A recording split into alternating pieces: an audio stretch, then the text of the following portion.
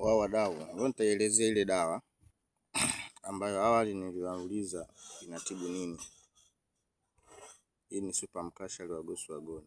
Hii dawa ina kazi mbalimbali katika mwili wa mwanadamu, na hii dawa sio booster, hii ni tiba. Maana booster ni ile dawa ambayo kama vile paracetamol umemeza inakusaidia kutuliza maumivu. Hii ni booster. Pia kwa wale wabovu wa swala la chakula cha usiku, kwamba unakuta anaenda kwa mtu au anapita watu mbalimbali mitaani, wanawaambia jamani, hapa hii mpaka asubuhi, hii unakula chakula mpaka asubuhi. Sasa wale, hile ni booster. Kwa nini ukishatumia inatoa matokeo muda huo huo? Hile ni booster. Lakini hii sio booster. Hii ni tiba iliyokamilika. Yaani kama kwenye mmea unampulizia labda dawa za kuua wadudu, dawa za kurutubisha, inarutubisha taratibu hii dawa. Kwa maana kuna wale ambao wanalalamika labda mwiko unakopo labda unalika sana, kwa maana unalegea mwiko. Kwa nini unalegea? Unasababishwa na vitu mbalimbali kama msongo wa mawazo, kwa maana hali ya kimaisha, aidha mahusiano yenyewe, aidha kinakuja kitu kingine, naweza kusema ni mtu mwenyewe labda anakosa usingizi kulingana na kazi anazozifanya, bodaboda, dereva wa gari. Kwa hiyo inapelekea mwiko kulegea, au mkono wa gia kulegea. Matokeo yake kinachofuata ni kuanza kujikuta kwamba gari yake haiko vizuri. Sasa hii ndio suluhisho. Hili ni suluhisho nimewaletea. Lakini mabwana, hii super mkashari wa Goswagona sio dawa ambayo utapona kwa siku moja, au kitumia siku moja utaona matokeo yake. Hii haipo hivyo. Yaani hii matokeo yake unaanza kuona kuanzia siku ya 14, sababu inatakiwa utumie mwezi mzima. Cha kuzingatia dawa hii. Hii dawa imechanganywa na mimea 8. Ya kwanza tende, pili mdalasini, wa 3 kitunguu saumu, wa 4 pilipili manga, wa 5 kabati sauda, wa 6 mbegu za tikiti, wa 7 mbegu za papai, wa 8 mbegu za maboga. Imechanganywa na asali original kabisa.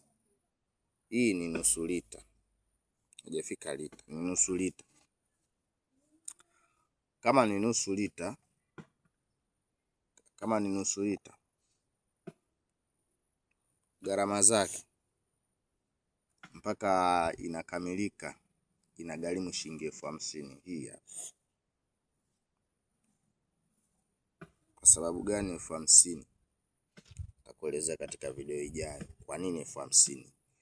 Na haswa sijaweka wazi na tibu nini 100%, lakini nimetumia kodi mwiko wa una nguvu, au tuseme mkono wa gia wa hauna nguvu nazungumzia. So kwa wale ambao wakubwa wanaelewa, watoto wataelewa hii kodi.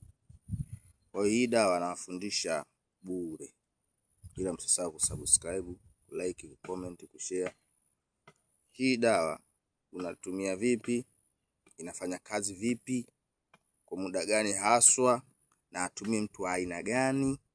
Hayo maswali unayojiuliza kuhusu hii dawa utayaona katika video ijayo. Kwa hiyo endeleeni kusubscribe kwa wingi ili kuendelea kupata taarifa kuhusu hizi dawa. Hizi dawa nitawaleteni dawa tofauti, dawa za vidonda vya tumbo. Mtu anakuwa na vidonda vya tumbo mpaka anatapika damu, anaalisha. Yaani nina uwezo wa kuja kukufundisha, na kama uwezo kuzipata hapo ulipo, basi itabidi unitafute tu kwa vyovyote. Najua kuna watu wengi wanateseka sana kuhusu vidonda vya tumbo. Kuna watu sana wanateseka katika chakula cha usiku. Suluhisho lipo hapa. Naitwa Muhammad Salim, utajitegemea. Ndugu jamaa, wadau, naomba hala msiendelee kudharaulika, haswa kwa wanamume. Hii inasaidia mwanaume hadi mwanamke. Sababu siku hizi kuna kesi kubwa. Nasikia mwanamke analalamika, sijui wanaume wavivu. Sijui wanaume vipi. Hapana.